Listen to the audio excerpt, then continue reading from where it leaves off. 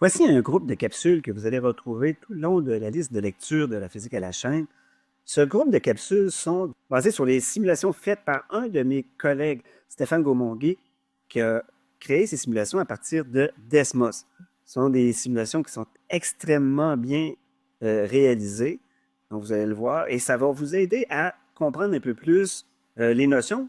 Des fois, il n'y a rien de mieux que de voir en mouvement ce qui va se passer dans les situations pour être en mesure de mieux apprécier ce qu'on a vu là, dans les capsules précédentes. Donc, commençons par cette première capsule qui va porter sur le système masse-ressort, c'est-à-dire MHS, mouvement harmonique simple. Donc, on voit le mouvement là, qui est déjà débuté de la masse. On voit qu'elle va monter, descendre. Là, ici, je l'ai mis plutôt lentement. Donc, qu'est-ce qui peut influencer, si on veut, la fréquence des oscillations? Donc, on avait vu que la fréquence angulaire, c'était la racine de la constante de rappel du ressort sur la masse. Donc, si on vient jouer sur la masse, par exemple, si je viens réduire la masse, on voit que le vecteur ici tournant va aller un peu plus vite. Donc, la masse va se mettre à aller un peu plus vite. Je peux augmenter aussi la constante de rappel. Je vais aller plus vite. Voyez-vous, la fréquence des oscillations est beaucoup plus rapide, comme ça.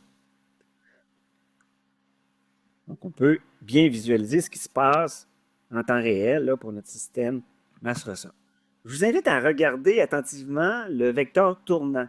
Donc, la composante Y qui est représentée par le trait de cilier rouge nous permet justement de voir où va être située notre masse en fonction du temps. Le vecteur va faire 2 pi radians, donc 360 degrés, un tour complet, à chaque fois que la masse va avoir fait un cycle complet aussi. Et on voit que ce vecteur tournant-là, plus la fréquence est élevée, plus il tourne rapidement. Donc, la composante Y du vecteur tournant représente la position de notre masse. Là, ce que je vais faire, c'est que je vais ralentir ça ici en mettant une constante de rappel plus petite. On va pouvoir le suivre mieux, comme ça. Je vais mettre une constante de phase qui va être nulle ici. Donc, ça veut dire quoi une constante de phase nulle? Ça veut dire que quand j'ai parti mon chronomètre, la masse était à la position 0. C'est-à-dire que mon vecteur tournant était à un angle de 0 degré ici. Comme ça, voyez-vous que ma position est là. Bien entendu, dans la réalité, on ne peut pas partir directement une masse à cette position-là, à moins de la mettre en mouvement et de partir le chronomètre au moment où la masse va passer par 0. Habituellement, qu'est-ce qu'on fait? On va soit tirer sur la masse par en bas ou pousser sur la masse pour la monter. Et ce que ça va faire, regardez bien, si je tourne,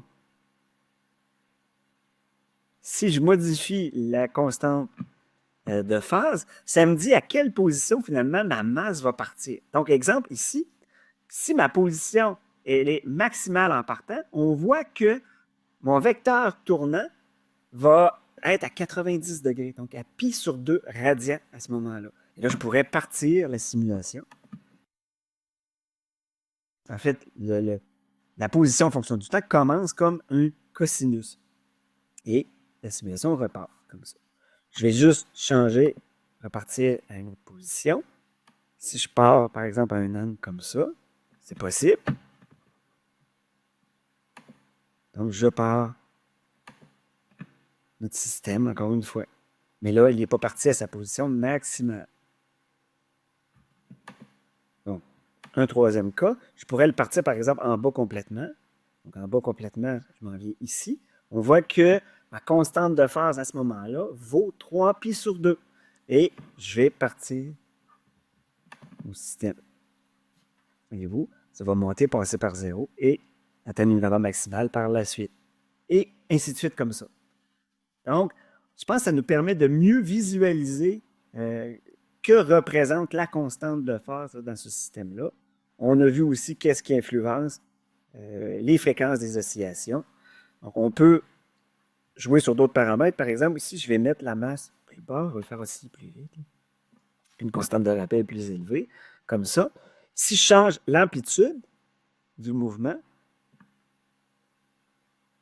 donc on a changé la position maximale qu'on va atteindre, mais la fréquence des oscillations n'est pas modifiée. Regardez ici, j'ai 1,94 rad par seconde. Si je mets une amplitude plus petite, ça ne change absolument rien sur la fréquence des oscillations.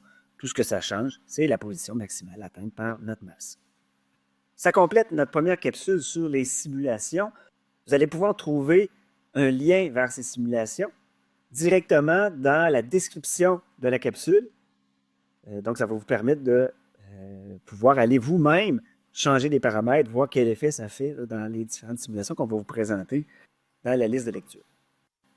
Bien évidemment, j'aimerais vous dire de ne pas oublier de mettre des pouces en l'air ou de vous abonner à la chaîne, de me faire des commentaires. C'est toujours très apprécié. En plus, ça permet de pouvoir référencer la chaîne plus haut là, dans les outils de recherche comme Google lorsque les gens veulent chercher des notions là, sur la physique.